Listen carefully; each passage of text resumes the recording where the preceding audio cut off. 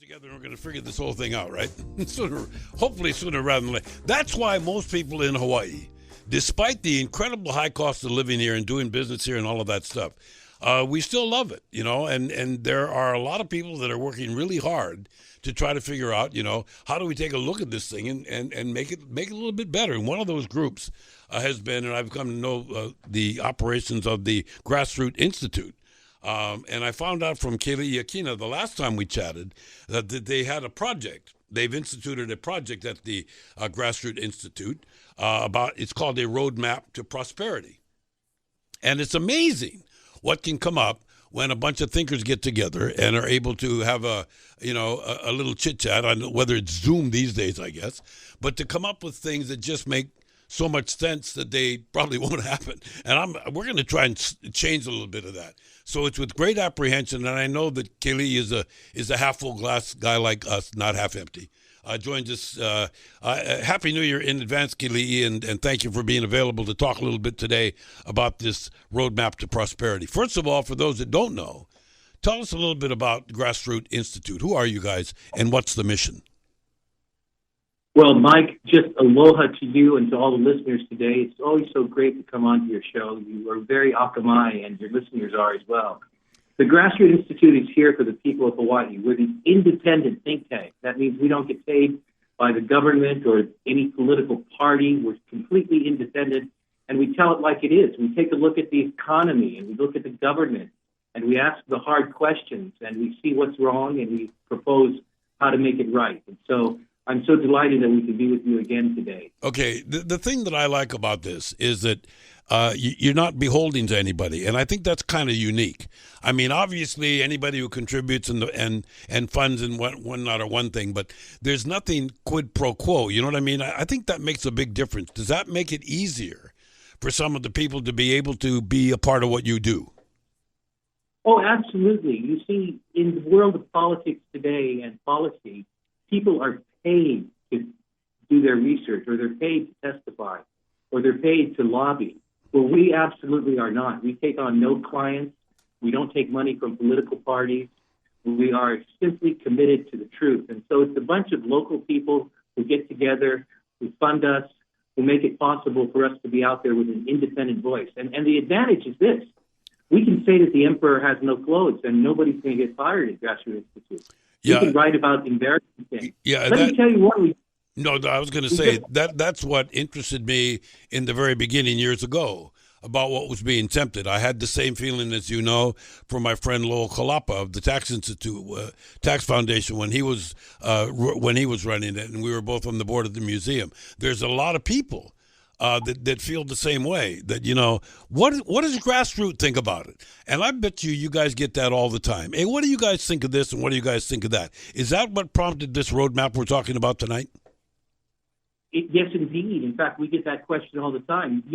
Here's an example. The governor just released his new budget with lots of cuts, and it looks like the government is actually cutting back.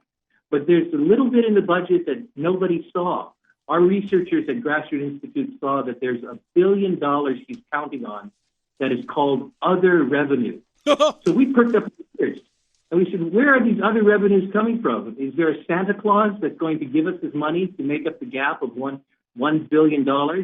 So we called the tax department, the budget and finance department, and we said, have you looked at the governor's budget? And do you know what this other revenues is? And they said, we have no idea what it is. So we went to the governor's office, and they referred us to an interview the governor gave. And we looked at that interview very carefully, and here's what we found the governor saying. We are looking and anticipating that there may be a need for tax increases. And when we saw that, our ears really lit. Yeah. That's what it is. So we can be expecting that this $1 billion shortfall in his own recent budget is going to translate into tax hikes in this next legislative session. Yeah. And that's the kind of thing we do at Grassroots. We want to warn the people that that's coming. It's not a time to tax people more. It's not a time to tax businesses. People are down and out. and it's a time to lift them up. Yeah, and herein lies the challenge of that, because I can remember us talking about this at other times, and I've had this conversation with many people for decades, and that is the state's need and the city's needs to balance a budget. I mean, we have to live on our own. No, we don't have a printing press like the federal government does. We can't just fire up, print more hundreds. But this category, this quote other revenues. It makes you feel, oh, good, we got a balanced budget, but where is the other revenue? Oh, that's coming. We're going to have a tax to make it. In other words, there's nothing stopping this governor or this Senate or this House to not raise taxes. If they say, well, we're paying it into a corner, we got to do it. That's right. For the next coming 4 years, we're going to fall short $1.4 billion a year. And we have to make it up. We just don't have that money. And the only thing our government seems to think is that we can borrow the money or we can tax people for it. But we have different solutions. In fact, that's what you called me up to talk about today, how we can get out of this hole that we're digging ourselves into. I want to say that there is optimism. There is a light at the end of the tunnel. We can dig ourselves out of the COVID hole. And if we do the things that are common sense, we'll be able to look at a future where our Keli'i can afford to live in Hawaii.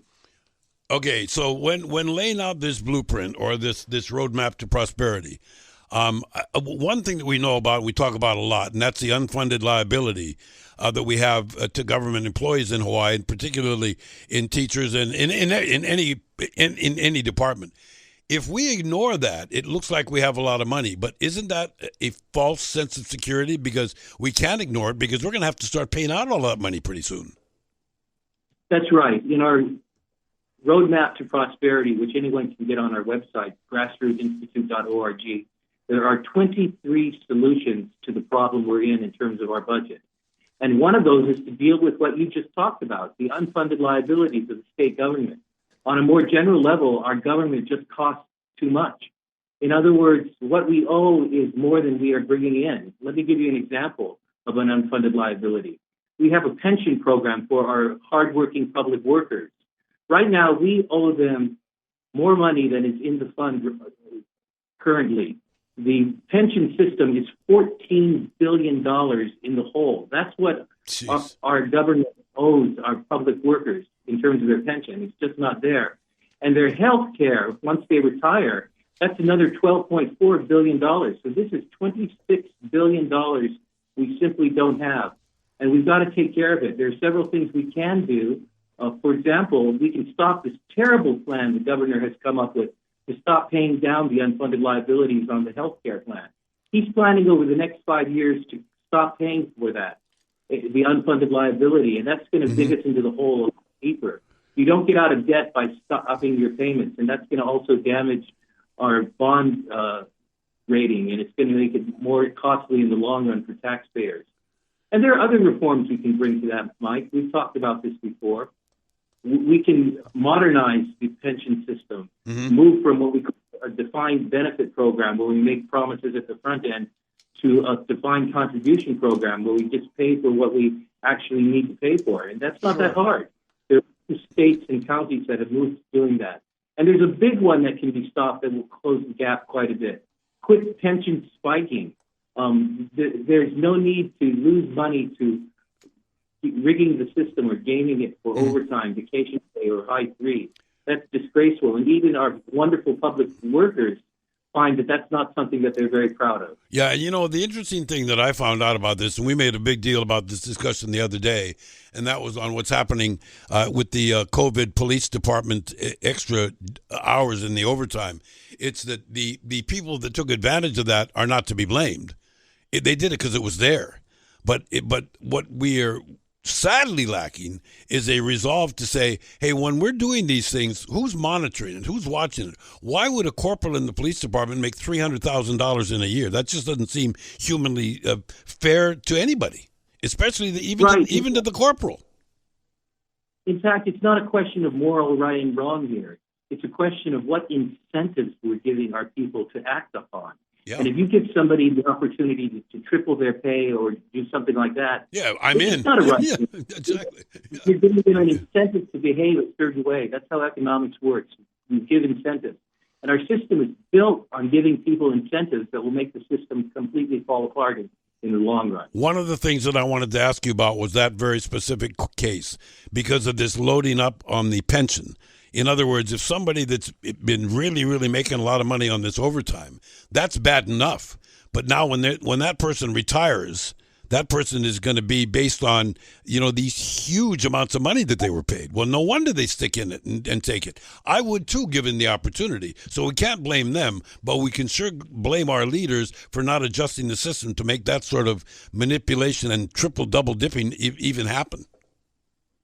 Absolutely. And there are a lot of other things we can do to cut back the high cost of government in Hawaii. For example, we can allow more private contractors to compete for government jobs. Do you know that private janitors can't compete for jobs in the state government, but except in one department, and that happens to be our judiciary? Judges are allowed now, finally, to hire private contractors.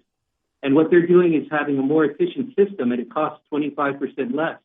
And if across the board we allowed the private sector to do some of these government jobs, we could bring down the cost of government tremendously. Yeah, and I know that's got to be on everybody's lips. Nobody wants. Here's another thing. I don't know how this gets accomplished, but don't we really have to stop the bleeding as we hire new people into certain jobs, government jobs, they cannot be given the same packages that their parents were given when they are retiring out. We just can't do that anymore. Will that eliminate us getting even workers, or would then come in place what you often talk about and that is a private enterprise coming in to take those government jobs because they can make it work and where the government can't?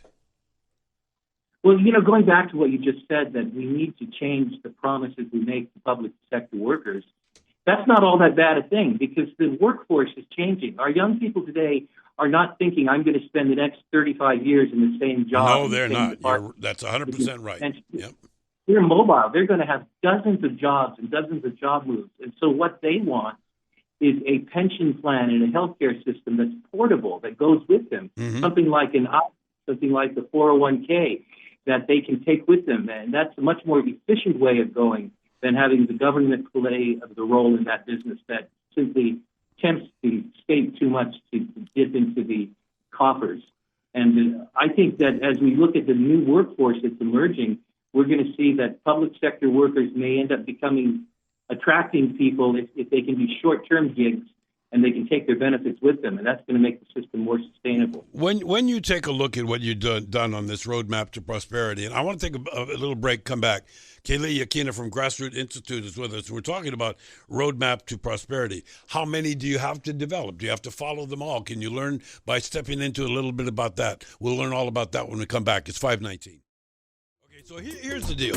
And I'm just making this assumption. I'm not going to put words in Keli'i Akina's mouth. I'll ask him to say it too. But here's the idea. Here's the idea that I've got, and the reason why I wanted to get together with him and spend some time, maybe even again at another time, on this roadmap to prosperity. Because here we go into another session, a challenging session coming up, and that means that a lot of lawmakers are going to have to make a lot of laws. And maybe by reviewing some of these points on this roadmap, some things will be developing a little clarity that will be able to be addressed for what they're worth and not owe anybody anything. I don't know if that's pipe dream or not, Keli'i, but I know that that's probably why these little missiles come out at this time to give the ingoing government a chance to take a look at some common sense stuff.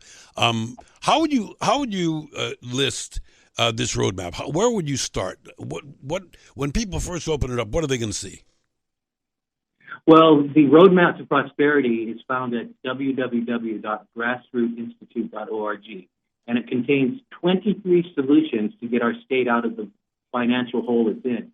And they're in 3 sections. So when people open it up, they're going to see some solutions to help us bring down the high cost of government. And you and I talked a lot about that in the last session. Secondly, they're going to see solutions to help local businesses to survive and to prosper. And third, they're going to see solutions to help lower the cost of living. One of the ones that I want to focus on right now is the set of solutions to help local businesses. That's so important. Yep. You know why? Number one, yeah. When businesses thrive, they hire people. And when people are hired, they get money. And when people get money, they can pay taxes. And that's how the government should get its money. They shouldn't be raising the tax levels. They shouldn't be borrowing money. They should be helping businesses and people to thrive and earn the most that they can. And, one of the things that we can do, which is an easy one, is cut back on regulations that hinder business and entrepreneurship, like occupational licensing laws and regulations that prevent home-based businesses. Did you know that without a license, you can't bake cookies and sell them to your neighbor? You can't operate a lemonade stand. You can't work on somebody's hair and so forth. We have the most burdensome occupational licensing laws in the entire United States of America. Let me tell you something. Let me tell you something that goes right in with that. A friend of mine has a 13-year-old son that's a pretty big kid, and he really is driven. He's motivated to do things, and he's the guy that would have the lemonade stand. But he stepped it up a notch. He had his father buy him, loan him the money. I mean, made a financial arrangement with his father to buy a power washer. And he goes just in his neighborhood, and he made a little brochure up on his own, and he goes and he puts the brochure on the porch or whatever, and he gets these power wash the driveway things. Do you know that somebody turned him in, and there was somebody from some government department that went and hassled this kid? I mean, can you imagine? I mean, the Entrepreneur Award of the Year should go to a kid like that, not a penalty. Isn't that amazing? Government should be giving incentives that cause people to become entrepreneurs, not incentives to hide away. And you see, this is a terrible time in which so many individuals need to make more money. We shouldn't be punishing them for it. Here's another one that would help a lot. Put a halt on any more taxes and fee increases for the next 2 years at least, especially the expected hike that's coming in the unemployment tax. Next year, that's going to double or triple for a lot of businesses. That's scary. Because it's so low. And you and I actually did an entire session on that. That's something that's going to really strike the death knell in a lot of businesses. And we're expecting many of them to go out of business because they can't pay the unemployment tax and they can't stay in business. And as a result, people will be on the street. Keli'i, the other time we were talking too, and I just saw a report the other day that came out and said that restaurant business was down about 10%.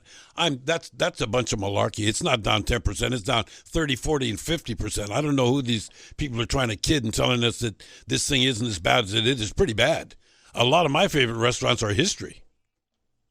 Absolutely. Not only have a significant number of restaurants and small shops shut down, there's a larger number that don't know whether they can survive the next round of government regulation. Amen. This is something that gives them a tremendous amount of insecurity. They don't have the kind of certainty that is needed in a changing marketplace.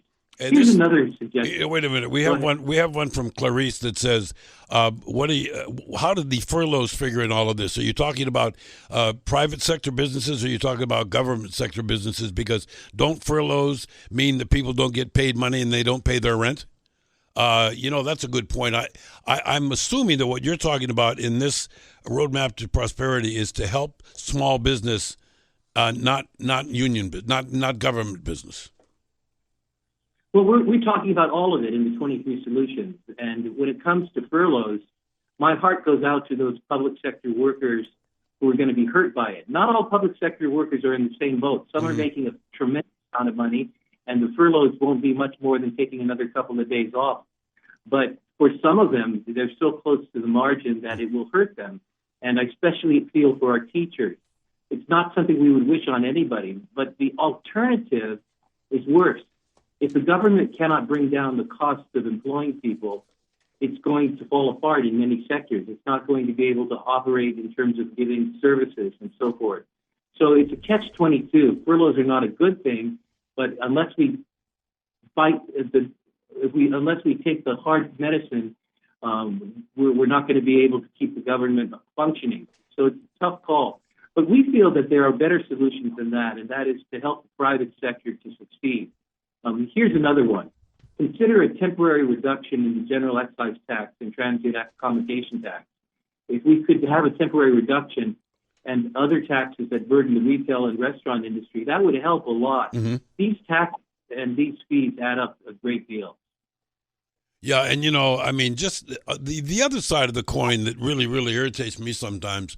Wait a minute, can you stick around for another little segment, Keli'i? I got to take a break, but I don't want to. We still have a few more things to do. Can you stick around for a few more minutes?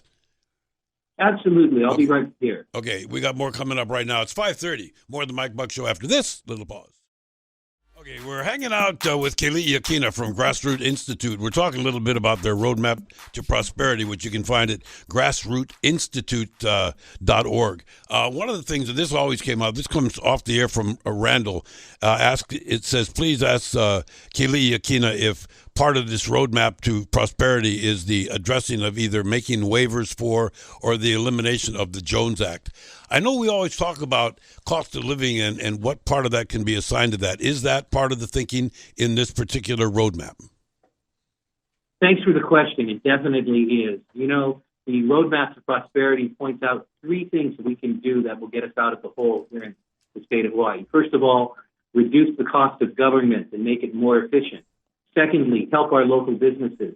And third, lower the cost of living. And that's where we talk about the Jones Act in part. The Jones Act shipping law costs us $1.2 billion a year. In other words, every single family in Hawaii pays $1,800 more per year than their counterparts on the mainland because of the Jones Act. Wow. And we can get into details on our website if you want to go there, grassrootinstitute.org. But our research has shown that this adds to the cost of living. And if we can just make some minor changes to the Jones Act, we can actually bring that cost down. At the Grassroots Institute, we're not saying get rid of the Jones Act. It's been around 100 years. There are purposes for it. But what we can do is update it for the 21st century.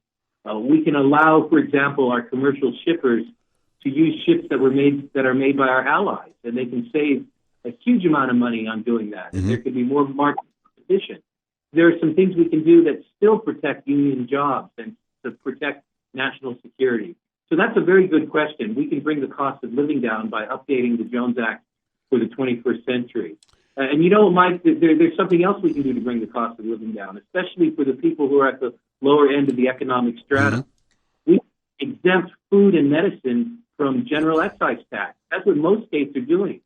It's a very regressive thing to tax food and medicine because the people who get that at the lowest level take out a bigger chunk of their budget and their household income than others do. And so we call this a regressive tax. You know, somebody asked before about this, and this is not the first time we've talked about this, and it is time that we join the sensible states that do that.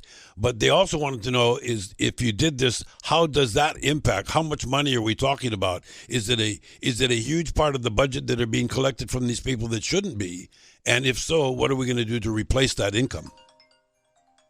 You know, that's a great question. It goes to what general excise tax is used for in our state. It sounds as though we pay very little, 4.5% in general excise and sales tax. In reality, did you know that more than half of the state budget comes from the general excise tax? There's this huge disconnect between knowing what it really amounts to.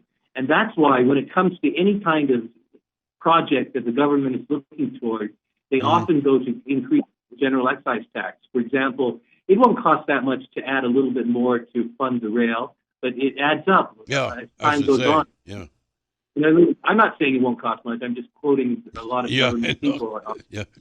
Or we need to raise money for this sector over here, raise the GE tax. So the fact is, any one item on the GE tax may not be that big, but add them all together, they make a difference. And the reason is because the GE tax is the tax that keeps on giving. If you're a business, the GE tax is paid when you buy the product you're going to manufacture. It's paid when you are hiring people to manufacture it. It's paid at every level of transaction. It's over and over again, and it really adds up to a very lucrative tax for the government. We have to be very careful about it because some people can get crushed by it. Okay, let's take a fast call. Let's go to our friend Rob out there in Hawaii Kai joining us. Rob, hello. Say hello to Keli'i Akina. Hi, Keli'i, and thanks, Mike, for having substantive questions and answers from your guests. Yeah, I agree with the jobs and cost of living regulations and all that stuff. But, you know, when I was listening about that kid that was trying to power wash places and people were turning them in, it's a shame. We're looking at nobodies and finding them when we have people that are promising us a rail on time, on budget, and they're way over on both aspects, and nothing. We just look the other way and let them go. And they're spending our money and wasting it, and it's a shame. And I want to again thank you guys for talking about stuff that really matters. Yeah, and the same thing held true the other day, guys, when I talked about that guy that was with his 12-year-old son, and they were feeding somebody that was homeless.